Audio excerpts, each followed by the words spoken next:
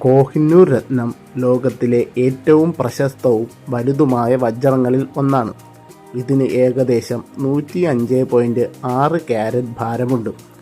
Persian ഭാഷയിൽ പ്രകാശത്തിൻ്റെ പർവ്വതം എന്നാണ് കോഹിനൂർ എന്ന വാക്കിനർത്ഥം.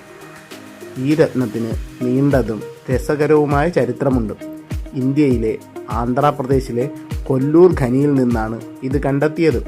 മുഗൾ സാമ്രാജ്യത്തിൻ്റെ കൈവശമുണ്ടായിരുന്ന ഈ രത്നം പിന്നീട് പേർഷ്യൻ, അഫ്ഗാൻ ഭരണാധികാരികളിലൂടെ കടന്നുപോയി. 19-ാം നൂറ്റാണ്ടിൽ സിഖ് സാമ്രാജ്യത്തിൻ്റെ സ്ഥാപകൻ മഹാരാജ രഞ്ജിത് സിംഗിൻ്റെ കൈവശമെത്തി. 1849-ൽ ബ്രിട്ടീഷുകാർ പഞ്ചാബ് കീഴടക്കിയപ്പോൾ ലാഹോർ ഉടമ്പടിയുടെ ഭാഗമായി കോഹിനൂർ രത്നം ബ്രിട്ടീഷ് രാജ്ഞി വിക്ടോറിയയ്ക്ക് കൈമാറി. അതിനുശേഷം ഇത് ബ്രിട്ടീഷ് കിരീടത്തിൻ്റെ ഭാഗമായി. നിലവിൽ ഇത് ലണ്ടനിലെ ടവർ ഓഫ് ലണ്ടനിൽ പ്രദർശിപ്പിച്ചിരിക്കുന്നു. കോഹിനൂർ രത്നം ഒരുപാട് കഥകൾക്കും ഐതിഹ്യങ്ങൾക്കും വിഷയമായിട്ടുണ്ട്. ഇത് ധരിക്കുന്ന പുരുഷന്മാർക്ക് ദുരന്തം വരുമെന്നും സ്ത്രീകൾക്ക് ഭാഗ്യം കൊണ്ടുവരുമെന്നും ഒരു വിശ്വാസമുണ്ട്.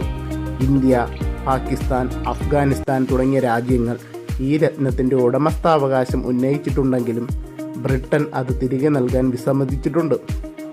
അതിൻ്റെ ചരിത്രപരമായ പ്രാധാന്യം കാരണം കോഹിനൂർ ഒരു സാംസ്കാരികവും രാഷ്ട്രീയവുമായ പ്രതീകമായി തുടരുന്നു.